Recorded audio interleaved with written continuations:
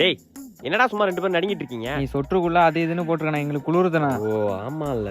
எவ கொடிய கெடுக்கலாம். டேய் நல்ல பவர் ஆண்டி உட்காந்துருக்கல, அது பக்கத்துல போய் உட்காருங்க, மத்ததெல்லாம் நான் பாத்துக்கிறேன். ஆண்டி எப்படி ஆண்டி இருக்கீங்க? பாப்பா வாங்க. எப்ப தம்பி ராஜ்குமாரே நல்லா இருக்கியாப்பா? நல்லா இருக்கேன் ஆண்டி. ஒரு கார் ஒண்ணு வாங்கியிருக்கேன். காரா? ஐயோ இவன் எப்படி வாங்கணும்? இவனுக்கு காசு எங்க இருந்து வருது? அப்படியே பைக் ஒண்ணு வாங்கலாம்னு இருக்கேன். பைக்குமா? எங்க இருந்துடா காசு வருது உங்களுக்கு? அப்புறம் ஒரு 5 ஏக்கர் இடம் ஒண்ணு பேசிட்டு இருக்கேன். 5 ஏக்கரா? நோ கொஞ்சம் பார்த்து கம்மியா சொல்லுண்ணா, ஓவரா எரியுது. ஓ சரி சரிடா. அது 5 ஏக்கர் இல்லையாமா, 1 ஏக்கர் தான் இருக்கான். சரி அதை மட்டும் வாங்கலான்னு. 1 ஏக்கர் தானா?